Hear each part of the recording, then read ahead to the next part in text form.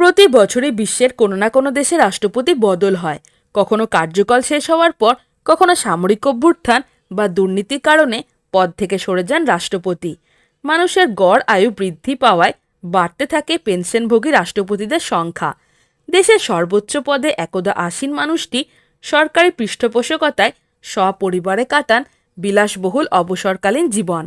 দেশ তাকে দেয় প্রাসাদোপম বাসভবন, মোটা অঙ্কের পেনশন, ত্রিস্তরীয় নিরাপত্তা, আত্মসহায়ক, ব্যক্তিগত পরিচারক পরিচারিকা, আরও কত সুযোগ সুবিধা। বেশিরভাগ প্রাক্তন প্রেসিডেন্টই সময় কাটান বিভিন্ন জনসেবামূলক কাজ, পারিবারিক ব্যবসা, লেখালেখি ও বিভিন্ন দেশে শুভেচ্ছা সফর করে। কিন্তু এই পৃথিবীতে এমন একজন প্রাক্তন প্রেসিডেন্ট আছেন যিনি হেলায় ত্যাগ করেছেন অবসরকালীন সব রাজকীয় সুযোগ সুবিধা, বেছে নিয়েছেন কৃষকের পেশা।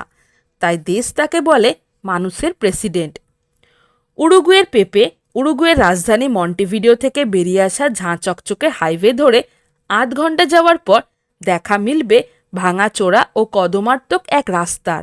হাইওয়ে ছেড়ে সেই রাস্তা ধরে গাড়ি করে যাওয়ার সময় উত্তাল ঢেউয়ের ওপর ভাসা নৌকার মতো দুলতে থাকবে গাড়িটি। এইভাবে প্রায় ৪ কিলোমিটার যাওয়ার পর ঝোপঝাড় ঘেরা নির্জন পরিবেশে দেখা দেবে একটি ভাঙাচোরা ফার্ম হাউস। ফার্ম হাউসের সামনে গেলে এক বৃদ্ধ মানুষের দেখা মিলবে। মলিন পোশাক পরে থাকা অবিন্যস্ত কাঁচা পাকা চুলের মোটাসোটা মানুষটিকে দেখে গ্রাম্য চাষি ছাড়া অন্য কিছু মনে হবে না। মানুষটির নাম হোসে অ্যালবার্টো পেপে মুহিকা কর্ডানো। তিনি ছিলেন উরুগুয়ের ৪০তম রাষ্ট্রপতি। দেশ তাকে চেনে সবথেকে সফল ও দুর্নীতিমুক্ত রাষ্ট্রপতি হিসাবে। আদর করে জনগণ তাকে পেপে বলে ডাকেন। গেরিলা নেতা মুহিকা মন্টেভিডিওর এক কৃষক পরিবারে ১৯৩৫ সালে ২০ মে জন্ম নিয়েছিলেন হোসে অ্যালবার্টো মুহিকা। ডাকনাম পেপে। বাবা দিমিত্রিও মুহিকা ছিলেন স্প্যানিশ ও মা লুসি কর্ডানো ছিলেন ইতালীয় শরণার্থী। পেপে মুহিকার বয়স যখন মাত্র ৫, কদর্পক শূন্য হয়ে প্রয়াত হয়েছিলেন বাবা দিমিত্রিও। প্রবল দরিদ্রের সম্মুখীন হয়েছিলেন পরিবারটি। শিশু শ্রমিক হিসাবে মুহিকা কাজ করেছিলেন আঙুর ক্ষেত ও পাউরুটির কারখানায়। নিদারুণ দরিদ্রের সঙ্গে লড়াই করতে করতে মুহিকা একসময় পৌঁছে গিয়েছিলেন যৌবনে। উরুগুয়ে তখন অশান্ত। ঘন ঘন বদলে যাচ্ছিল দেশটির প্রেসিডেন্ট। জনবিরোধী আইনের শাসনে বিপর্যস্ত হয়ে উঠেছিল জনজীবন। এই দুর্বিষহ অবস্থা থেকে জনসাধারণকে মুক্তি দেওয়ার জন্য গড়ে উঠেছিল বামপন্থী গেরিলা বাহিনী টুপামারো। পেরুর কিংবদন্তি গেরিলা নেতা ছিল টুপাক আমারু। তার নামে নাম রাখা হয়েছিল সংগঠনের। যদিও কিউবার স্বাধীনতায় অনুপ্রাণিত টুপামারো গেরিলা বাহিনীকে আচ্ছন্ন করে রেখেছিল ফিদেল কাস্ত্রো ও চে গুয়েভার বীরত্ব ও স্বপ্ন। ৩০ বছরে মুজিকা ১৯৬৫ সালে যোগ দিয়েছিল টুপামারো সংগঠনে। ক্ষুরধার বুদ্ধি ও শানিত রণকৌশলের মাধ্যমে অল্পকালের মধ্যেই মুজিকা হয়ে উঠেছিলেন দলটির অবিসংবাদী নেতা। দুর্নীতিগ্রস্ত সরকারকে পদে পদে হেনস্থা করাই ছিল গেরিলাদের প্রথম লক্ষ্য। ব্যাংকের পর ব্যাংক লুট করে লুটের টাকা গরিবদের মধ্যে বিলিয়ে দিতে শুরু করেছিল টুপামারো গেরিলারা। শুরু হয়েছিল খাবার বোঝায় লরি লুট করে সেই খাবার গরিবদের মধ্যে বিলিয়ে দেওয়া। নাইট ক্লাবের গায়ে পোস্টার মারতে শুরু করেছিল গেরিলারা। পোস্টার লেখা থাকতো, হয় সবাই নাচবে, নাহলে কেউ নাচবে না। জেল ভাঙা কয়েদি মুহিকার নেতৃত্বে টুপামারো গেরিলা বাহিনী একটুকু রক্তপাত না ঘটিয়ে ১৯৬৯ সালে দখল করে নিয়েছিল মন্টেভিডিওর নিকটবর্তী পান্ডো শহর। গেরিলাদের নিকেশ করার জন্য সর্বশক্তি নিয়ে ঝাঁপিয়ে পড়েছিল সরকার। নেকড়ের চেয়েও ধূর্ত মুহিকাকে জীবিত ধরা সম্ভব ছিল না। তাই জনগণের নয়নের মণি রবিনহুড মুহিকাকে গুলি করে মারার নির্দেশ দেওয়া হয়েছিল। ১৯৭০ সাল এক রাতে এক নাইট ক্লাবের দেওয়ালে পোস্টার লাগানোর সময় মুহিকাকে দেখে ফেলেছিল পুলিশ। ৬টা গুলি বিদ্ধ করেছিল মুহিকাকে। হাসপাতালে নিয়ে গিয়ে ফেলে রাখা হয়েছিল স্ট্রেচারে। শরীর থেকে বেরিয়ে যাচ্ছিল রক্ত। সরকারের বিষ নজর পড়ার ভয়ে সংজ্ঞাহীন মুহিকার দিকে কেউ এগিয়ে যাননি। শেষ মুহূর্তে দেবদূত হয়ে এসেছিলেন এক চিকিৎসক। অপারেশনের মাধ্যমে প্রায় অবিশ্বাস্যভাবে বাঁচিয়ে তুলেছিলেন মুহিকাকে। জনশ্রুতি সেই চিকিৎসকও নাকি ছিলেন ছদ্মবেশী টুপামারো গেরিলা। মুহিকাকে পাঠিয়ে দেওয়া হয়েছিল পুন্টা কারেটাস জেলে। ১৯৭১ সালে কারা কক্ষের নিচে সুড়ঙ্গ খুঁড়ে প্রায় শতাধিক গেরিলাকে নিয়ে পালিয়ে গিয়েছিলেন মুহিকা, কিন্তু ধরা পড়ে গিয়েছিলেন 1 মাসের মধ্যে। তাকে নিয়ে আসা হয়েছিল একই জেলে। 1972 সালে এপ্রিল মাসে আবার জেল থেকে পালিয়েছিলেন মুহিকা। এবার সুড়ঙ্গ কাটা হয়েছিল জেলের বাইরে থেকে, কিন্তু কয়েক মাসের মধ্যেই ধরা পড়ে গিয়েছিলেন মুহিকা। 1973 সালে উরুগুয়েতে হয়েছিল সামরিক অভ্যুত্থান। প্রেসিডেন্ট হয়ে জুয়ান মারিয়া বোর্ডাবেরির দেশ জুড়ে শুরু হয়েছিল অমানসিক অত্যাচার। মুহিকাকে বন্দি করে রাখা হয়েছিল শুকনো কুয়োর নিচে তৈরি করা এক কুঠুরিতে। টানা 2 বছর অকথ্য অত্যাচার করা হয়েছিল তার ওপরে। মানসিক রোগের শিকার হয়ে গিয়েছিলেন মুহিকা। সর্বক্ষণ কানে অদ্ভুত সব আওয়াজ শুনতে পেতেন, পাগলের মতো চিৎকার করতেন। 1985 সালে উরুগুয়েতে প্রতিষ্ঠিত হয়েছিল গণতন্ত্রের। টুপামারো গেরিলাদের ক্ষমা করেছিল সরকার। টানা 12 বছর জেলে কাটাবার পর এসেছিল বহু কাঙ্ক্ষিত মুক্তি। গেরিলা নেতার থেকে রাষ্ট্রপতি।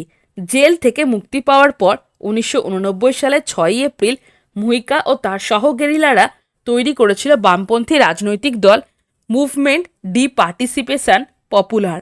এরপর মুহিকা people's victory party, the oriental revolutionary party ও দ্য সোশ্যালিস্ট ওয়ার্কার পার্টিকে সঙ্গে নিয়ে তৈরি করেছিলেন বামপন্থী জোট ব্রড ফ্রন্ট কোয়ালিশন। 1994 সালে সাধারণ নির্বাচনে জিতেছিলেন মুহিকা। 1999 সালে আবার জিতে হয়েছিলেন সেনেটর। হোসে মুহিকার আচার আচরণ তথাকথিত রাজনীতিবিদদের মতো ছিল না। গ্রাম্য ভাষায় উত্তেজনাপূর্ণ ভাষণ দিতেন। প্রতিটি ভাষণে মিশে থাকত রসালো চুটকি ও গ্রাম্য গালাগালি, কিন্তু তার ক্যারিশমা ম্যাজিকের মতো কাজ করেছিল। জনগণের পাশে থাকায় দ্রুত আকারে বৃদ্ধি পেয়েছিল মুহিকার রাজনৈতিক দল। 2005 সালে প্রেসিডেন্ট তাবারে ভাস্কুয়েজ তার মন্ত্রিসভায় নিয়ে এসেছিলেন মুহিকাকে। 2005 থেকে 2008 সাল অবধি উরুগুয়ে কৃষি ও প্রাণী সম্পদ দফতরের মন্ত্রী ছিলেন মুহিকা। এরপর 2009 সালে প্রেসিডেন্ট নির্বাচনে জিতে 2010 সালের 1 মার্চ উরুগুয়ের প্রেসিডেন্ট হয়ে গিয়েছিলেন হোসে মুহিকা। প্রেসিডেন্ট থাকা অবস্থায় মুহিকা দেশকে নিয়ে গিয়েছিলেন উন্নতির শিখরে। আইনসভা থেকে অনুমোদন করিয়ে নিয়েছিলেন সমকামী বিবাহ ও গর্ভপাতের মতো বিতর্কিত বিষয়গুলিকেও। সেই সময় অনেকটাই উরুগুয়েকে নিয়ন্ত্রণ করত ড্রাগ মাফিয়ারা। এই মাফিয়াদের সাম্রাজ্য ধ্বংস করার জন্য এক অভূতপূর্ব সিদ্ধান্ত নিয়েছিলেন মুহিকা। সরকারের হাতে তুলে দিয়েছিলেন মারিজুয়ানা বিক্রির অধিকার। কারা কারা মারিজুয়ানা কেনে আর তার তথ্য রাখা শুরু করেছিল মুহিকা সরকার। কোটি কোটি ডলারের ব্যবসা সরকারের হাতে চলে যাওয়ায় ভেঙে পড়েছিল ড্রাগ মাফিয়াদের সাম্রাজ্য। প্রেসিডেন্ট পদে থাকাকালীন মিতব্যয়ী মুহিকার জন্য দেশের খরচ হয়েছিল সব থেকে কম। মাসিক বেতন ছিল $12,000। তার 90%ই মুহিকা দান করে দিতেন বিভিন্ন দাতব্য প্রতিষ্ঠানে। নিজে নিয়মিত গিয়ে দেখে আসতেন টাকাটা ঠিক জায়গায় পৌঁছাচ্ছে কিনা। রাষ্ট্রসংঘের অধিবেশনে তার ভাষণ ছিল দেখবার মতো। মলিন পোশাকে মুহিকা স্বভাবসিদ্ধ চাঁচাছোলা ভাষায় আক্রমণ করতেন উন্নত দেশগুলোকে। মহাবিষ্ট হয়ে নিজেদের সমালোচনা শুনতেন দেশগুলির প্রেসিডেন্টরা। আসন ছেড়ে ওঠার কথা ভাবতেও পারতেন না, এতটাই সম্মোহিনী শক্তি ছিল তার ভাষণে। 2015 সালের 1 মার্চ দেশকে কাঁদিয়ে প্রেসিডেন্টের পদ থেকে বিদায় নিয়েছিল হোসে মুহিকা।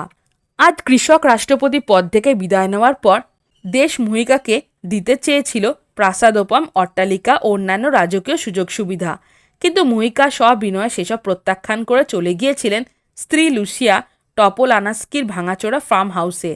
অভিজাত পরিবারের সন্তান, স্থাপত্যবিদ্যা নিয়ে পড়াশোনা করা স্ত্রী লুসিয়াও ছিলেন প্রাক্তন টুপামারো গেরিলা, জেল ভাঙার মূল কারিগর। পরবর্তীকালে লুসিয়াও হয়েছিলেন উরুগুয়ের সেনেটর। দীর্ঘদিন একসঙ্গে থাকার পর 2005 সালে লুসিয়াকে বিয়ে করেছিলেন মুহিকা। আজও দুজনে অবসর কাটান নির্জন পরিবেশে থাকা ফার্ম হাউসটিতে, যা কিনা একজন প্রাক্তন প্রেসিডেন্টের পক্ষে অত্যন্ত বেমানান। জরাজীর্ণ একতলা ফার্ম হাউসটিতে আছে 3টি ঘর। প্রবল বৃষ্টিতে তাদের ফার্ম হাউসের ছাদ ছুঁয়ে জল পড়ে ঘরের ভেতরে। অনেক রাত মুহিকাকে চেয়ারে বসে কাটাতে হয়। ছাদ সারানোর মতো অর্থ নেই, তবু কারোর কাছ থেকে সাহায্য নেবেন না মুহিকা। ঘরের জল পড়লে পড়ুক, জমিটাতে জল পাবে। বিবর্ণ আসবাবপত্র, বইয়ে ঠাসা ঘরগুলি অগোছালো থাকে বলে মুহিকা অতিথিদের বসান আগাছা ভর্তি লনে। বিবর্ণ ফার্ম হাউসটির একপাশে আছে টিনের একটি শেড, সেখানে কাপড় কাচেন মুহিকা। আছে আরও একটি শেড, যার ভেতরে রাখা আছে 1984 সালের ফোক্সওয়াগন বিটল। এই গাড়ি চড়েন মুহিকা। ড্রাইভার রাখার অর্থ নেই। $775 পেনশনের 90% দান করে দেন প্রতি মাসে। তাদের সংসার চলে ক্রিসেনথিমাম ফুল চাষ করে, তাই নিজের গাড়ি নিজেই চালান মুহিকা। স্মারক হিসাবে গাড়িটি কিনতে চেয়েছিলেন অনেকে। পুরনো গাড়িটি বদলে দিতে চেয়েছিলেন নতুন বিলাসবহুল গাড়িতে। $10 লক্ষ দাম হেঁকেছিলেন মুহিকা। বলেছিলেন টাকাটা পেলে গৃহহীনদের জন্য বাড়ি বানিয়ে দেবেন। পিছিয়ে গিয়েছিল ক্রেতার দল, তবু মুহিকা আশাবাদী একদিন তিনি নিশ্চয়ই পাবেন দরদি ক্রেতার। আরও 2টি বাহন আছে মুহিকার। মানধাত্তার আমলে একটি ট্রাক্টর ও একটি স্কুটার। স্কুটারটি তার খুব প্রিয়, কারণ এই স্কুটারে চেপে পার্লামেন্টে যেতেন মুহিকা। একতলা ফার্ম হাউস থেকে 500 ফুট দূরে রোজ দাঁড়িয়ে থাকেন একটি পুলিশ ভ্যান। তাতে বসে থাকেন 2 জন সশস্ত্র পুলিশ অফিসার। যেখানে ভ্যানটি দাঁড়ায় তার থেকে আরও 1 ফুট এগোনোর অনুমতি নেই। নিরাপত্তাজনিত কারণে পুলিশ অফিসারেরা মুহিকার কাছে যাওয়ার চেষ্টা করলেই খেকিয়ে ওঠেন মুহিকা। তোমরা তোমাদের মতো থাকো না বাপু, আমার তোমাদের দরকার নেই। আমার নিরাপত্তার জন্য ম্যানুয়েলাই যথেষ্ট। নিঃসন্তান মুহিকার নয়নমণি হলো ম্যানুয়েলা, এক পা হারানো এক স্ত্রী কুকুর। সে মুহিকার সর্বক্ষণের নিরাপত্তারক্ষী। অপরিচিত কাউকে ফার্মের মধ্যে দেখলে 3 পা নিয়েই তেড়ে যায়। অনেক কষ্টে তখন তাকে শান্ত করেন মুহিকা। কিভাবে দিন কাটে মুহিকার? রোজ সকালে পোষ্য কুকুর ও মুরগিদের খাবার দিয়ে সামান্য প্রাতরাশ করে ট্রাক্টর নিয়ে খেতে চলে যান মুহিকা। জমি চষেন, পাইপের মাধ্যমে জল নিয়ে আসেন খেতে, চারাগাছ লাগান, ক্ষেত থেকে আগাছা ছড়ান, কীটনাশক স্প্রে করেন। নিজের হাতে ক্ষেতের সব কাজ করেন। কৃষক পরিবারের সন্তান মুহিকা। দুপুরে বাড়ি যেতে না পারলে খেতেই খাবার দিয়ে যান স্ত্রী লুসিয়া। সঙ্গে নিয়ে আসেন ম্যানুয়েলার খাবারও, কারণ মুহিকাকে ছেড়ে এক চুলো নড়েন না ম্যানুয়েলা। ঠায় দাঁড়িয়ে থাকেন ক্ষেতের পাশে। সন্ধ্যায় বাড়ি ফিরে বই নিয়ে বসেন মুহিকা। কখনো গান শোনেন, দেশাত্মবোধক গান, কখনো গল্প করেন স্ত্রীর সঙ্গে। তারপরে চলে পরের দিনে চাষের পরিকল্পনা। বারান্দায় ঢাই করে রাখা যন্ত্রপাতি স্তূপ থেকে খুঁজে রাখেন পরের দিনের যন্ত্রপাতি। কোনো দিন খেতে হওয়া ক্রিসেনথিমাম ফুল বেচতে বা টুকিটাকে জিনিসপত্র কিনতে মুহিকা বাজারে যান স্কুটি নিয়ে। যেতে আসতে লাগে 1 ঘন্টা, কিন্তু মুহিকা ফেরেন 7-8 ঘন্টা পর, কারণ তিনি মানুষের প্রেসিডেন্ট। যেখানে পেপে সেখানেই জমে যায় ভিড়। দেশের জনপ্রিয়তম জননেতাকে রাস্তায় দেখে দাঁড়িয়ে সম্মান জানান না এমন মানুষ উরুগুয়েতে খুঁজে পাওয়া যাবে না। অতি সাধারণ জীবনযাপনের জন্য মুহিকা পৃথিবী বিখ্যাত, যাকে বলা হয় পৃথিবীর president, the world poorest president. কিন্তু নিজেকে দরিদ্র বলে মানতে চান না মুহিকা। তিনি সাংবাদিকদের বলেন, আমাকে বলা হয় পৃথিবীর দরিদ্রতম প্রেসিডেন্ট। ভুল কথা, আমি নিজেকে দরিদ্র ভাবিই না। তারা দরিদ্র যারা কেবলমাত্র বিলাসবহুল জীবনযাত্রার জন্য কাজ করে এবং সবসময় আরও চায়, আরও বেশি চায়। তারপর কাঁচা পাকা ভুরু কুচকে তীব্র কটাক্ষ হেনে মুহিকা বলেন, এটা হচ্ছে স্বাধীনতার প্রশ্ন। যদি তোমার বেশি সম্পত্তি থাকে তাহলে তোমাকে সারা জীবন সম্পত্তির কৃতদাস হয়ে সেগুলি ধরে রাখার জন্য চেষ্টা করতে হবে। আমার সম্পত্তি নেই, ফলে আমি কারোর দাস নই। নিজের ইচ্ছামতো সময় কাটাতে পারি। আমাকে দেখে হয়তো উদ্ভট বুড়ো বলেই মনে হতে পারে, কিন্তু এইভাবে জীবন কাটানোই আমার পছন্দ। আমি নাইটহুডের থেকে রবিনহুড শব্দটাকে বেশি পছন্দ করি। হ্যালো ফ্রেন্ডস, আমি জয়িতা। আপনারা দেখছেন বুক অফ নলেজ চ্যানেল। আপনি কি খাদ্যরসিক বা ভ্রমণ প্রেমী? তাহলে নিচে দেওয়া ডেসক্রিপশন বক্সের লিঙ্কে ক্লিক করুন। আর রহস্য, এডুকেশন, অ্যাডভেঞ্চার রিলেটেড ভিডিও পেতে আমার চ্যানেলটিকে সাবস্ক্রাইব করুন। ভালো লাগলে অবশ্যই লাইক, কমেন্ট আর বন্ধুদের সাথে শেয়ার করুন। তো বন্ধুরা, আজকে আমার টপিক ভালো লেগে থাকলে চ্যানেলটিকে like, comment, share and subscribe করতে ভুলো না।